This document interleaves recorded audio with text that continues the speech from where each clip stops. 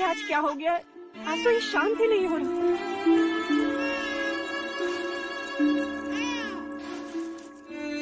नहीं राजा, लगता है कुमार को किसी की अशुभ दृष्टि लग गई है।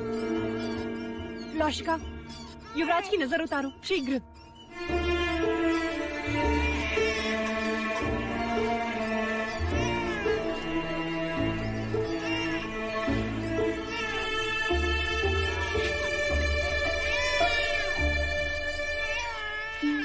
पूर्ण रूप से अपनी माँ पर गए हैं कुमार। महादेवी भी तो जागती थी आधी आधी रात, फिर न जाने क्या क्या जतन करने पड़ते थे उन्हें सुलाने के लिए। सर में तेल लगाओ, गाना गाओ, संगीत सुनाओ।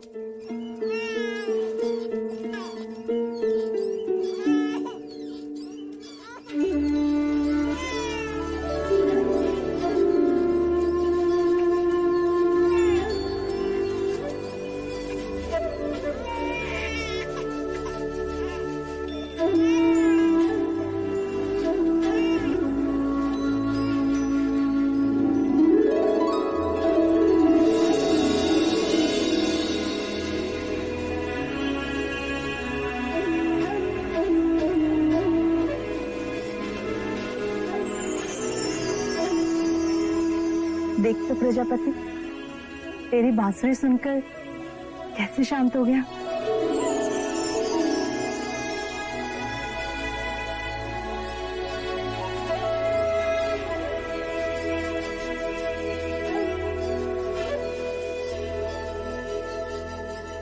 देखिए तो महादेवी, बांसुरी के स्वर सुन के कैसे सो गए हमारे कुमार।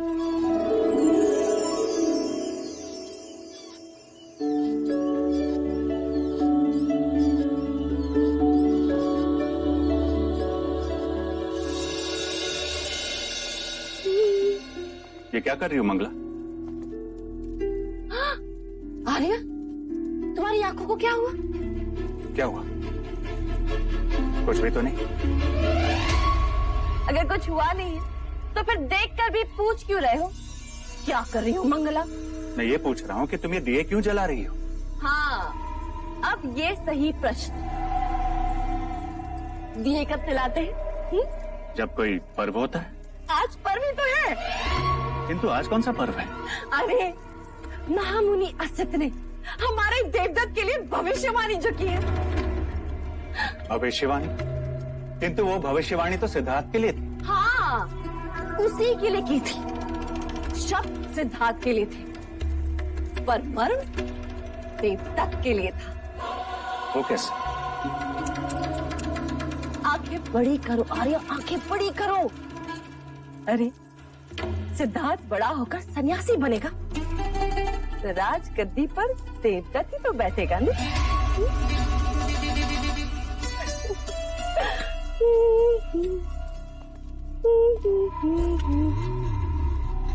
कितनी दूर तक सोच लेती हो। मैं कितना भाग्यशाली हूँ कि मुझे तुम जैसी अर्धांगिनी मिली। और मैं कितनी अभागी।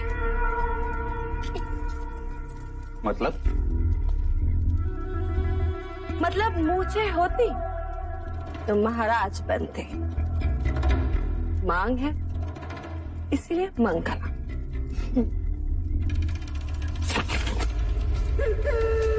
और बहुत ही शीघ्र राजमाता देवदत्त कहाँ है? मुराज खेले मेरे साथ, मैं आपको हरा दूंगा। पुत्र, इस समय नहीं, इस समय मैं अकेले रहना चाहता हूँ। नहीं, मैंने बोला आप खेलिए मेरे साथ। कौन है इस समय नहीं? नहीं, आप मेरे साथ अभी खेल। कौन है इस समय नहीं? आके सो जाओ। देवदत्त उठ, उठ, रोना बंद कर और याद रख, महाराज को अब तेरी कोई आवश्यकता नहीं। इनका अपना पुत्र जो आ गया। मंगला, क्या अनर्थ कह रही हो? सही तो कहा महाराज। दाहिना हाथ हमेशा मुंह की ओर ही जाता है। जब कुमार नहीं थे तब यही देवदत्त था जिसने आपके अकेलेपन को अपने बचपन से भर दिया। क्षमा कीजिएगा महाराज, मेरे देवदत्त ने आपके एकांत को भंग कर दिया। चल देवदत्त।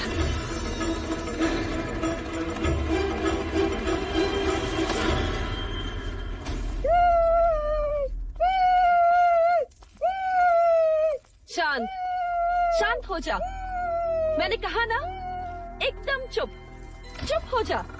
धीरे धीरे मंगला दीदी, सिद्धार्थ अभी अभी सोया है। तुम्हें क्या हुआ? तुम क्यों रो रहे? आज महाराज पहली बार देवदत्त पर क्रोधित हुए हैं। महाराज क्यों? आपके कारण। हमारे कारण?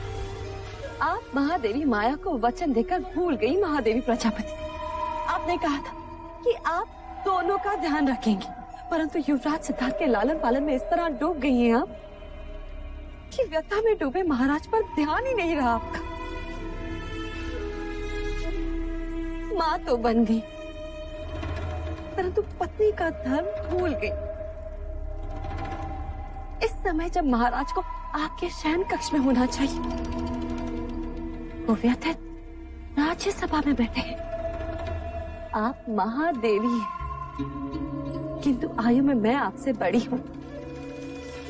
आपका ध्यान रखना मेरा कर्तव्य है, इसलिए बिना मांगे आपको सलाह दे रही हूँ। ऐसे कोमल अवसर में अपने पुरुष को अकेला नहीं छोड़ना चाहिए।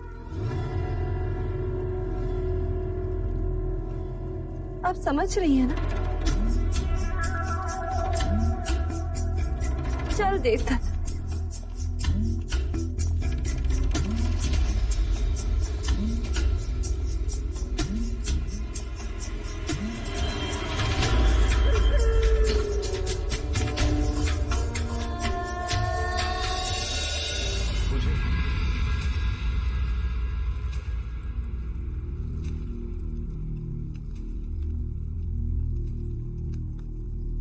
महाराज कहाँ हैं? अभी अभी प्रशिक्षण क्षेत्र की ओर गए हैं महादेवी।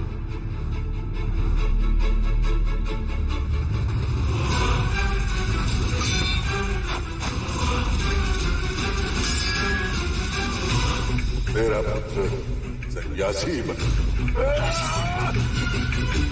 जीवन के हर युद्ध में ये विजयी हो, तो वो युद्ध भावनाओं का होगा।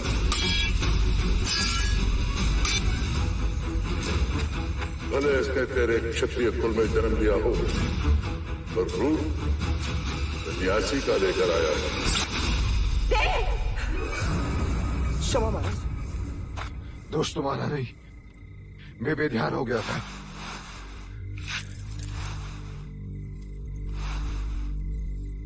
ये क्या देव?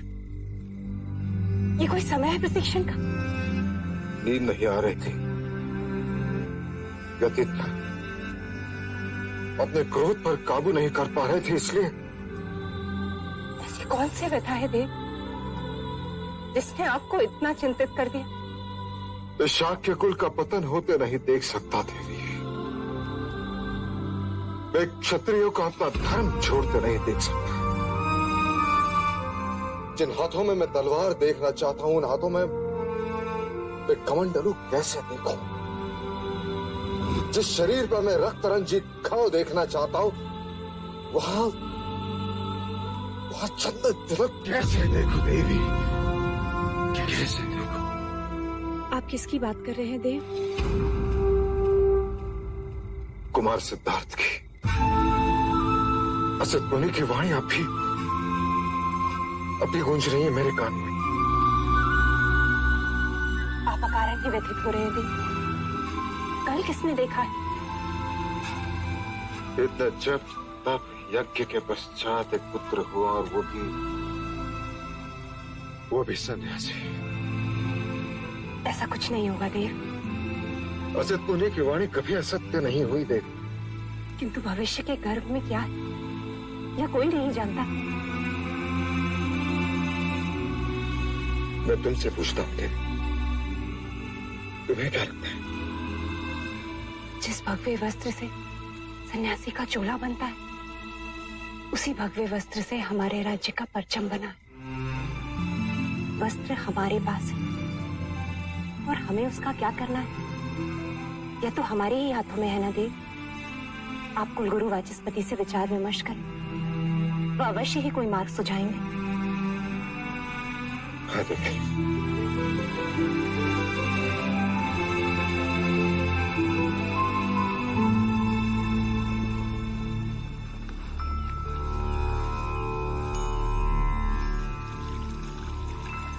मूलाथो ब्रह्म रूपाया मध्याथो विष्णु रूपेणे अगर्थ शिव रूपाया वृक्ष राजाय ते नमः।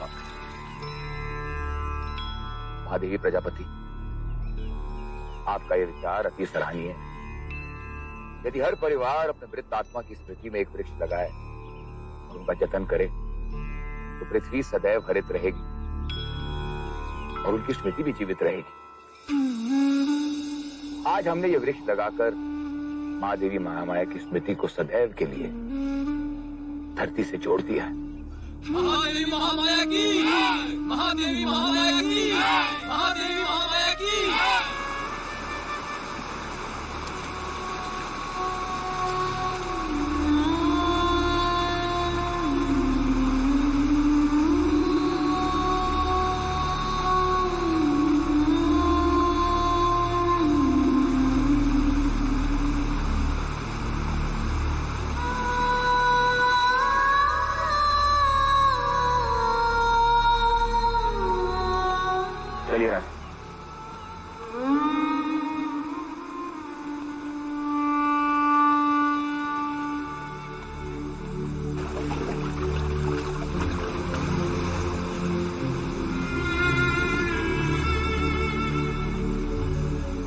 गुरुवर्य, मुझे आपके मार्गदर्शन की आवश्यकता है।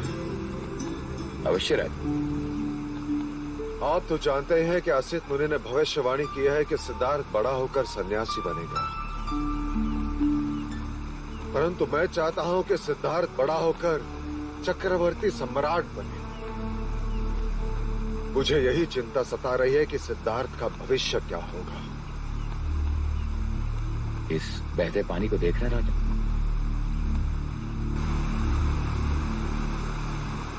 यदि आप इसके प्रवाह को मोड़ना चाहेंगे तो क्या करेंगे राजा?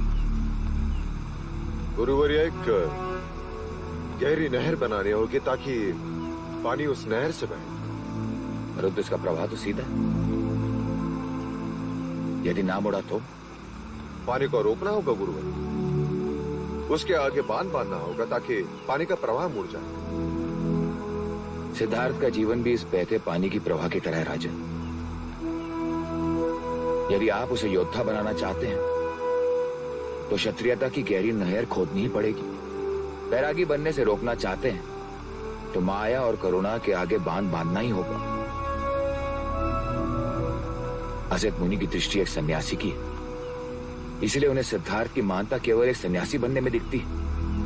परंतु आप क्षत्रिय हैं, इसलिए आपको सिद्धार्थ की महानता एक चक्रवर्ती सम्राट बनने में दिखती। क्षत्रिय धर्म से सींचोगे तो क्षत्रिय ही बनेगा। शारीरिक बल, शस्त्र संचालन, घुड़सवारी, हाथी प्रशिक्षण की ऐसी शिक्षा दीजिए कि वो योद्धा ही बने राजन। करुणा और माया से उसे सदैव दूर रखना राजन। वो मनुष्य को बैराग की ओर ले जाते हैं।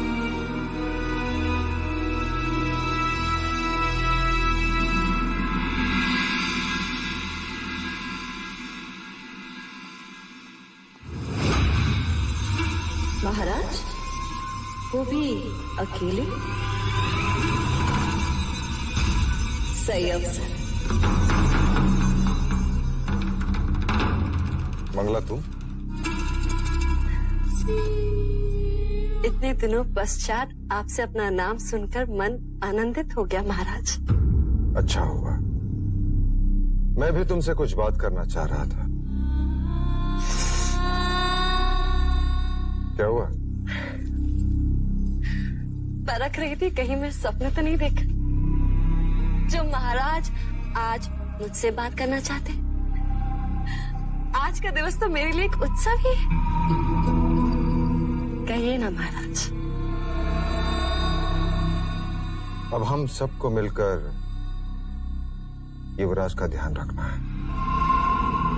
आप कहें तो मैं आपका भी ध्यान रख सकती हूँ महाराज।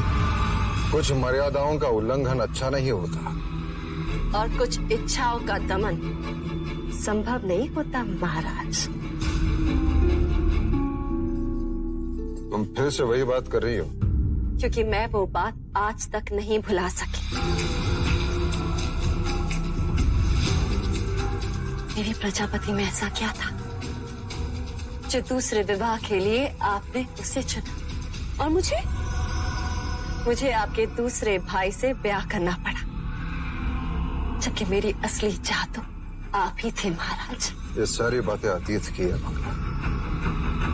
फिर ये बात आज भी मेरे आगे प्रश्न बनकर खड़ी है महाराज। आज उस प्रश्न का उत्तर भी सुन लो।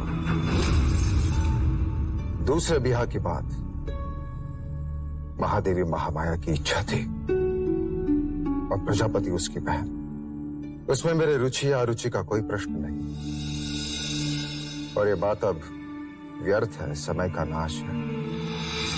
सच्चाई के साथ चलेंगे तो सब आनंदित रहेंगे, अन्यथा इतिहास दर्शाता है कि परिवार का कलह महाभारत तक पहुंचा है।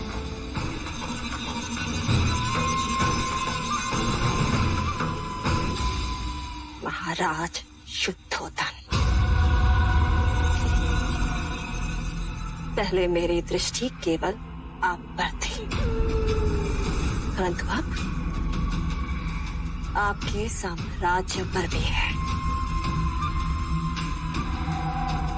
कपिलवस्तु की महादेवी नहीं बन सकी, परंतु राजमाता अवश्य बनकर दिखाऊंगी। मैंने युवराज सिद्धार्थ के हाथ में कमंडल ना थमाया ना, तो मंगला को मंगला मत कहना।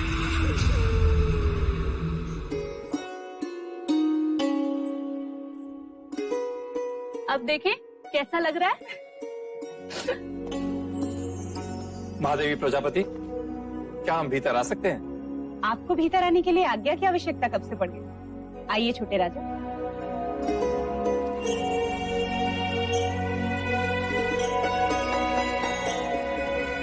कैसे हो क्षत्रिय?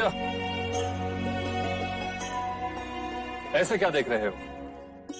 हम तुम्हारे छोटे चाचा हैं। महादेवी, महाराज ने कुमार के लिए वस्त्र भिजवाए। वस्त्र? देव ने?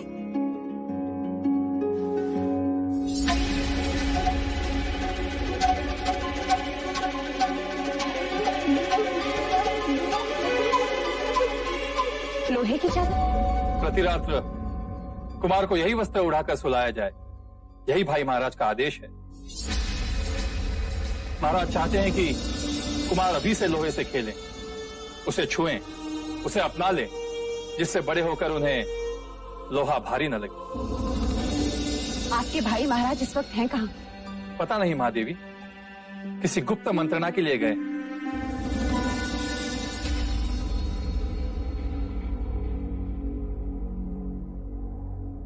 असित मुनि की भविष्यवाणी आप सब ने सुनी। मैं नहीं चाहता कि सिद्धार्थ सन्यासी बने। आप निश्चिंत रहें महाराज, सन्यास तो वन प्रस्थान की आयु में लेते हैं। या तो अति दुखी मनुष्य सन्यास के बारे में सोचता है। दुखों से तो मैं सिद्धार्थ को कोसों दूर रखूंगा। सन्यास लेने के बारे में तो रोगी भी सोच सकते हैं महाराज, और वो भी जो भोग विलास से दूर भागते हैं।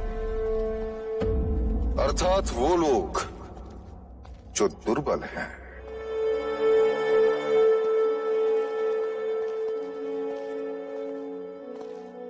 इसका तात्पर्य यह है कि हमें दुखी और दुर्बलता से, गरीब, रोगी और वृद्धों से सिद्धार्थ को दूर रखना होगा। परंतु ये तो असंभव है महाराज।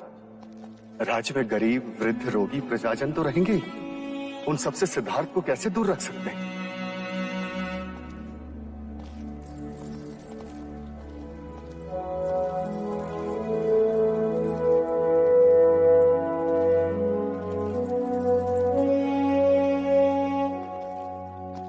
एक उपाय है महाराज। कैसा उपाय सेनापति? क्यों ना हम राज्य के सभी दुखों को बाहर कर दें।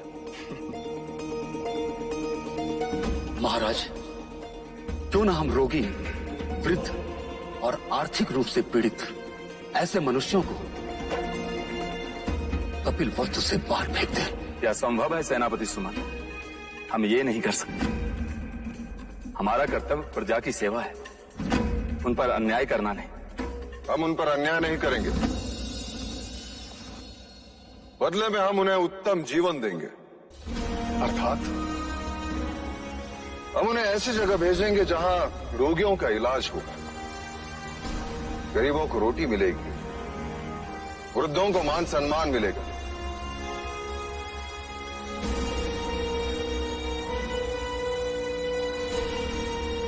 क्या आपको मेरा प्रस्ताव अच्छा नहीं लगा? लोक कल्याण के साथ साथ हमारा हेतु भी पूर्ण हो जाए। क्षमा महाराज, किंतु इतने लोगों को हम बसाएंगे कहाँ? ये लोग हमारे कहने से जाने भी तो चाहिए। मैं स्वयं उन्हें समझाऊंगा। और नहीं माने तो? नहीं माने तो हम उन्हें बलपूर्वक मनाएंगे। शस्त्र के आगे शास्त्र भी झुकते हैं। पहाड़ की दूसरी ओर एक आरोग्य धाम, एक नई नगरी का निर्माण करेंगे। लोगों को किसी प्रकार की कोई कमी नहीं होगी। क्षमा करें महाराज, इतना बड़ा निर्णय हम अकेले कैसे ले सकते हैं? हमें शाह की सभा बुलानी होगी। साम दाम दंड भेद, किसी भी प्रकार ये प्रस्ताव पारित होना ही चाहिए।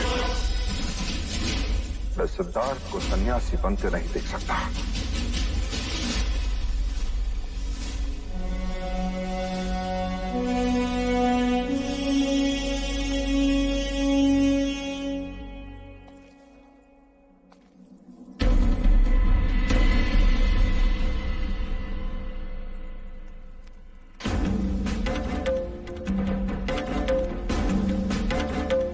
हमारी सभा संबोधन के बाद प्रस्ताव सर्वानुमति से पारित होना चाहिए। आप निश्चिंत रहे महाराज, सभी को समझा दिया गया। कोई सिक्कों की बोली समझा तो कोई तलवार की भाषा, कोई विरोध शेष नहीं है। अब यहाँ वही होगा महाराज जो आप कहेंगे।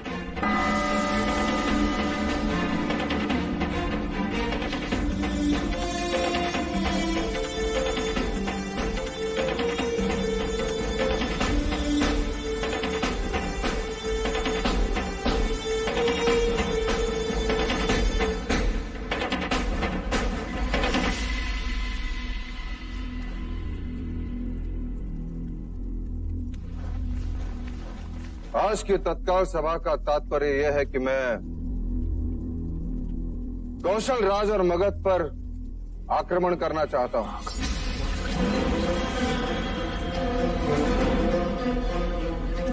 क्या हमने कुछ असत्य कहा? क्या हमें से हर एक शाक्य ये नहीं चाहता कि कपिल वस्तु का विस्तार हो? किंतु उन दोनों से युद्ध का विचार तो आत्मघाती है महाराज शुद्धोधन। कीचक जी, मैं 20 वर्ष पश्चात की बात कर रहा हूं। यदि कल फल खाना हो तो उसका बीज हमें आज ही बोना होगा। कल के युद्ध के लिए आज हमें एक ऐसे नेतृत्व को ढूंढना होगा जो आने वाले कल में हमारा सेनापति, सम्राट हो। ऐसा योद्धा हो जिसे देखकर शत्रु भयभीत हो जाए, जिसे भाग्य का भी साथ हो और आप सबका साथ। मेरे कुमार सिद्धार्थ में ये सारी योग्यताएं हैं, ये केवल मैं नहीं कहता। शाक्य कुलगुरु वाचस्पति का भी यही कहना है। इसलिए हमें कुछ कड़े कदम उठाने होंगे जिससे हमारी आने वाली पीढ़ी शक्तिशाली हो, दुखों से कोसों दूर हो, चिंता से मुक्त हो। इसलिए मेरा यह सुझाव है कि हम एक नई नगरी का निर्माण करेंगे जहां कपिल वस्तु के रोगी, वृद्ध और आर्थिक रूप से पीड़ित लोगों को रखा जाएगा, जिससे हमारे युवकों को अपने कर्तव्य से मुक्ति मिले, ताकि वो युद्ध कला और राज्य की प्रगति की ओर अपना लक्ष्य केंद्रित कर सके।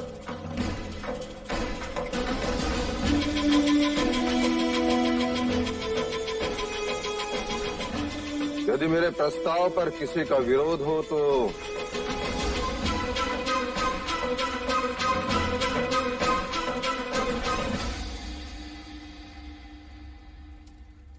क्या शाक्य कुल के सभी प्रतिनिधियों को इस प्रस्ताव पर सहमति है? क्या महाराज शुद्धोदन की राय सबको मान्य है? तो क्या हम ये समझ लें, शाक्य सभा में यह प्रस्ताव सर्वसम्मति से पारित होता है? महाराज शुद्धोदन की, महाराज शुद्धोदन की, महाराज शुद्धोदन की।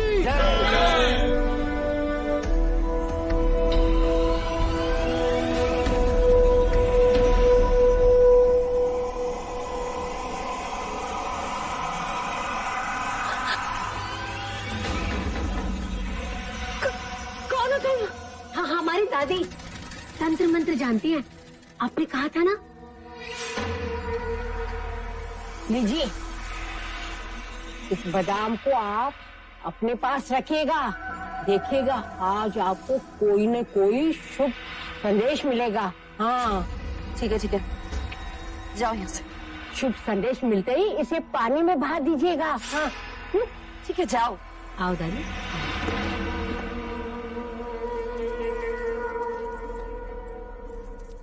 कौन थी वो? डायन। क्या? क्यों डर गए? कामुका की दादी, तंत्र मंत्र में इनका जोड़ ही नहीं। आप बताएं, शाक्य सभा में क्या हुआ? नई नगरी का प्रस्ताव पारित हो गया। नई नगरी? सुनिए सुनिए सुनिए, कपिल वस्तु के सभी प्रजाजनों के हित में महाराज शुद्धोधन ने एक ऐसा निर्णय लिया है जो कभी किसी राजा ने अपनी प्रजा के हित में नहीं लिया। सुनिए सुनिए सुनिए। बात तो भाई महाराज के स्वार्थ की है, किंतु दिखावा परमार्थ का। और ये प्रजा है कि उनको और कुमार सिद्धार्थ को आशीर्वाद दे रही है। नई नगरी? सचमुच? ऐसा परमार्थी राजा ना हमने कभी देखा न सुना। कुमार सिद्धार्थ जुक जुक जिए। ये तो अनर्थ है, प्रजा की आंखों में धूल झोंकने की बातें आ रही है। हमें कुछ ऐसा करना होगा जिससे महाराज का मुखौटा उतर जाए, प्रजा को सच्चाई का पता चले, महाराज शुद्धोधन अपमानित हो और कुमार सिद्धार्थ को भी प्रजा अभिशाप माने। किंतु ये कार्य करेगा कौन?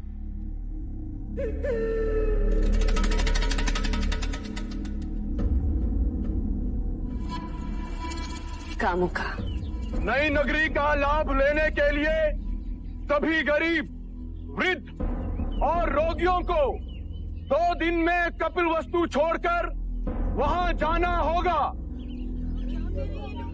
यह फैसला जनहित में है, इसलिए महाराज आप सभी से सहयोग चाहते हैं जिससे बल का उपयोग ना करना पड़े। ऐसे कैसे बोल रहे हैं ये लोग? हाँ, ऐसे कैसे कर सकते हैं राजा, बताओ तो।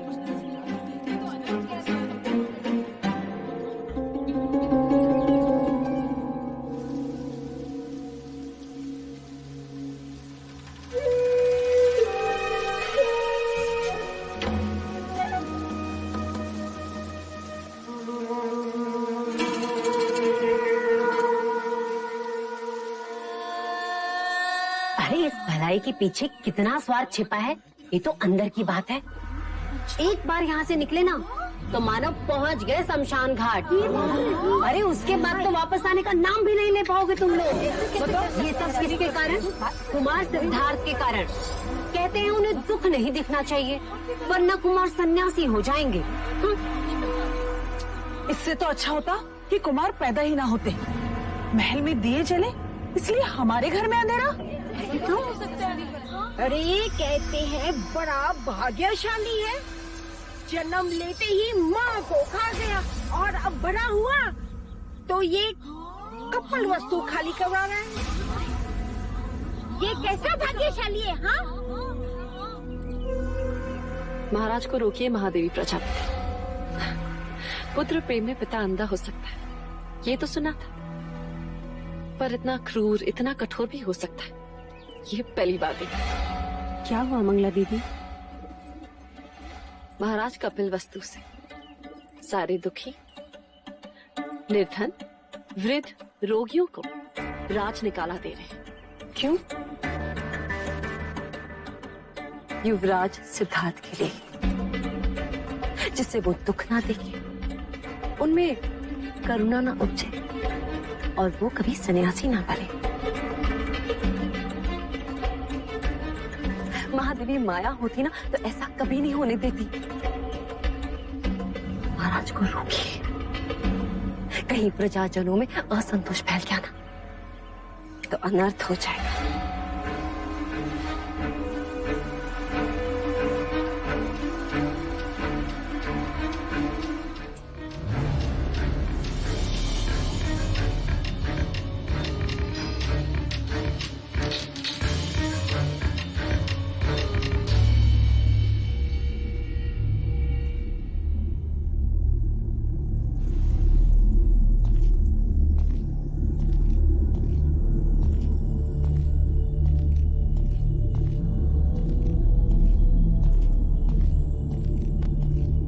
प्रजापति तुम? बहुत ठेस पहुंची है देव। यदि महादेवी माया जीवित होती तो क्या आप उनसे भी यह बात छुपाते? कौन सी बात? यह कैसा न्याय है देव कि मुनिवर असित ने भविष्यवाणी की और आपने पूरे कपिल वस्तु को बेघर कर दिया। अच्छे भविष्य के लिए वर्तमान को दंड भुगतना ही पड़ता है देवी। किसका भविष्य? कुमार सिद्धार्थ का। तो उसके लिए प्रजा क्यों दंड भुगते? अभी भी समय है देव, अपना आदेश वापस ले लीजिए, अन्यथा प्रजा का रोष हमें जीने नहीं देगा। क्या मिलेगा आपको यह करके? कपिल वस्तु को भावी सम्राट जो संपूर्ण भारतवर्ष पर राज करेगा। प्रजा को दुखी करके कभी कोई राजा खुश नहीं रह सकता देव। किस किस से दूर रखेंगे आप कुमार को? प्रकृति के भेद छुपाए नहीं छुपते। आप उनसे मनुष्य का दुख छुपाएंगे, मृत्यु छुपाएंगे, किंतु वृक्ष से गिरते पीले पत्ते कैसे छुपाएंगे? मुरझाते फूल कैसे छुपाएंगे देव? देवी तुम्हारी भावनाएं मुझे दुर्बल कर रही हैं। और पुत्र प्रेम आपको निष्ठुर। कहीं ऐसा ना हो कि कुमार बड़े हो और इस कांड का उल्लेख निकले तो उनका सर शर्म से झुक जाए। प्रजापति, ये मत भूलो कि मैं उसका जन्मदाता हूँ। मेरा अधिकार तुमसे बढ़कर है।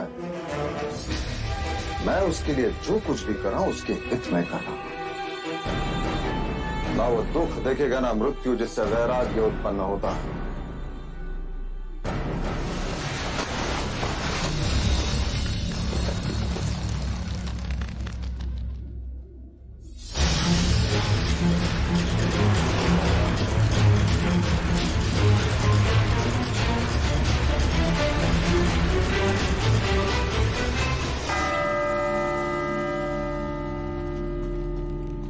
आज के बाद कपिल वस्तु में कोई शमशान घाट नहीं होगा, कहीं धुआं नहीं उठेगा।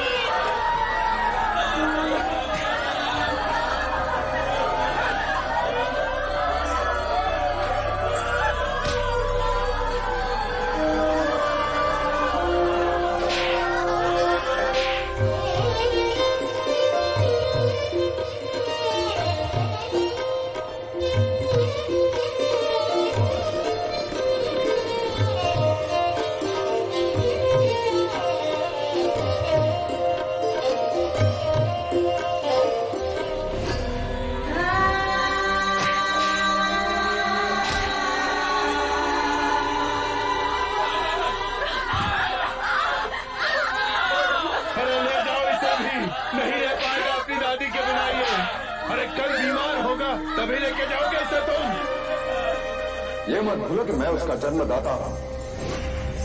मेरा अधिकार तुमसे बढ़कर है।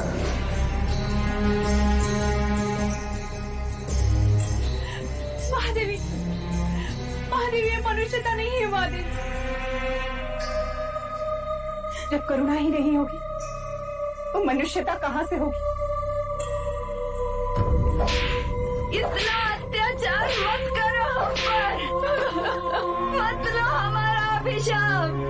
हम पर जो बीती है ना, वो एक दिन तुम पर भी बीतेगी, और जिसके लिए तुम हमें बेघर कर रहे हो, वही तुम्हें एक दिन त्याग कर चला जाएगा।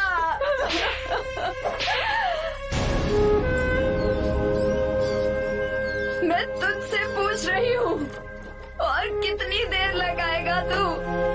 और तू कब से निष्ठुरों का साथी बन गया? बोल, चुप क्यों है तू? क्या हमारा दुख कुछ तक नहीं पहुँचता? इस आतंक को देखकर तेरी आंख से आंसू क्यों नहीं बहते?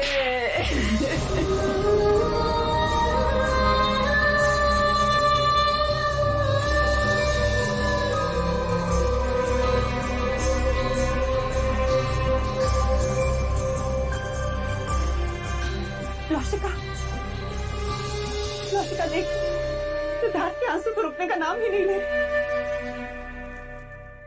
भाई महाराज, अब इस नगरी में कोई वृद्ध नहीं, कोई रोगी नहीं, कोई दुखी नहीं है। देव,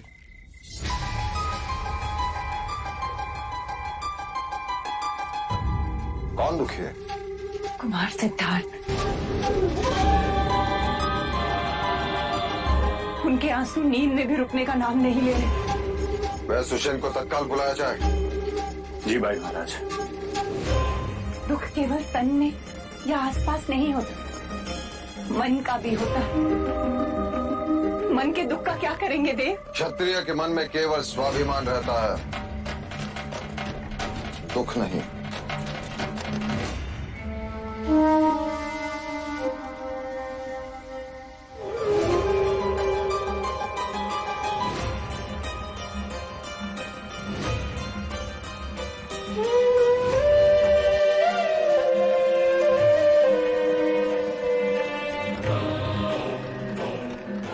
कुमार ने अवश्य कोई डरावना सपना देखा, इसी कारण नींद में आंसू बहे होंगे, और बुखार का कारण भी यही होगा। मैं औषध भिजवा देता हूँ। भिजवाइए नहीं, अंगारी। आज के पश्चात आप परिवार समेत यही राजमहल में रहेंगे। आपका केवल एक ही कर्तव्य होगा कि राजमहल में कोई भी रोगी ना, मानसिक रूप से, शारीरिक रूप से। युवराज को कुछ नहीं होना चाहिए। डर में बीत गए दिन कितने, सन्नाटे में रातें, साम दाम दंड भेद के डंडे करते रहे बस बातें। आंखों में आंसू है भरे, होठों पे लिए मुस्कान, समय बीतता चला गया पर कर गया जग वीरान, कर गया जग वीरान।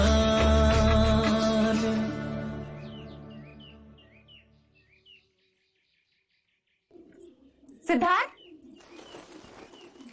सिद्धार्थ, सिद्धार्थ, देवदत्त, सिद्धार्थ कहाँ है? वन मनुष्य तो वन नहीं रहता है।